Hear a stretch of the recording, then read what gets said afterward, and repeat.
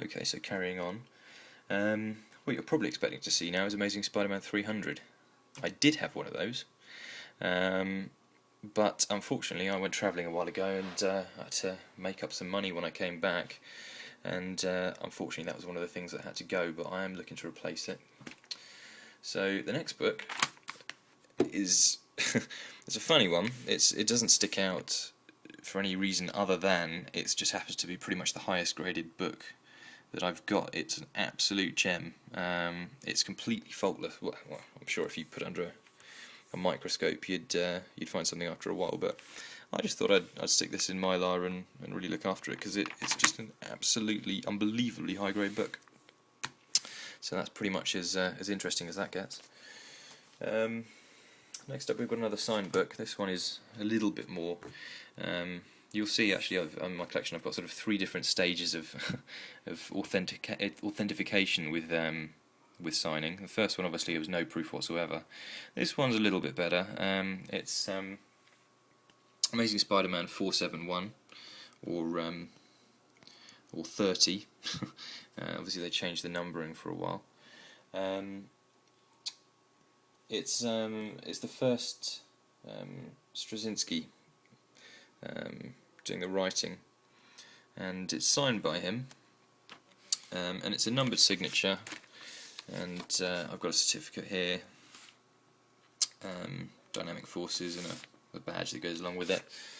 So there's a little bit more proof. Unfortunately, with signed stuff like this, there's only so much you can prove, and then the rest you have to just take their word for it. But I'm pretty sure that this is authentic.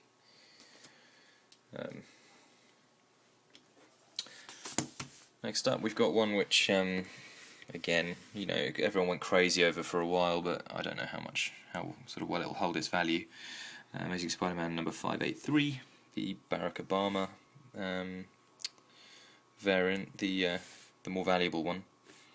Again, this is something. When I went travelling, I came back and I had to sell off a few of my more valuable books, and this one at the time was a really hot book. So my issue that I had then, I sold, and I always kind of felt bad about selling those books, so I've made an effort to buy them all back, even though they're not as interesting to me as they were, especially this one.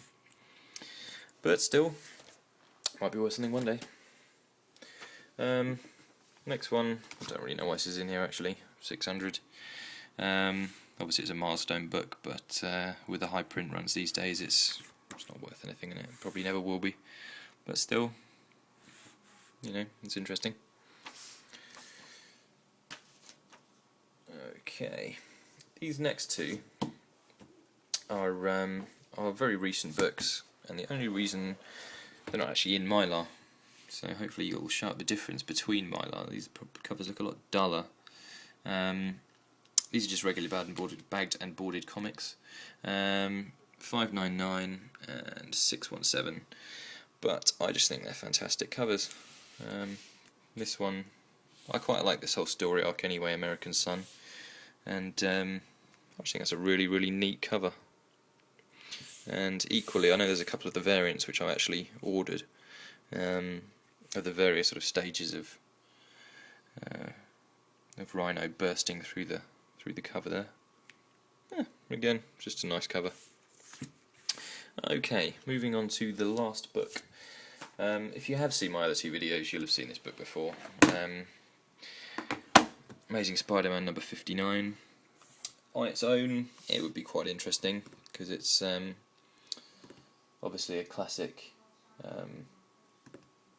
60s Spider-Man, and it happens also to be the first Mary Jane Watson cover.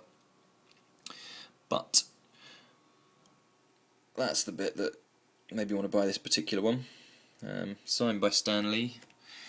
CGC Signature Series. It's my first CGC book, and we were talking about the sort of 3 levels of authenticity with signatures. Well, this would be right at the top of the ladder, because with CGC Signature Series books, there's a mouthful, there has to be a CGC representative present when it's actually signed, and then it's whisked away and sealed up. So It's pretty much as sure as you can ever be that the signature is authentic. It also happens to be an 8.0, so it's a reasonably high grade. It was signed in 2010. So yeah, I'm really chuffed with this book. One nice thing about the CGC cases is you can flip them over and look at the back covers without having to. Obviously, you can't get them out of the cases, but when you bag and board things, you very rarely get them out, and some of the ads and things they put on the back are pretty cool in their own right. So anyway, that just about does me for now. I'm going to be adding to my collection all the time. I've actually got another cool couple of CGC books on the way. So as and when it's kind of appropriate, I'll keep making update videos. Anyway, I'll catch you guys later. Bye.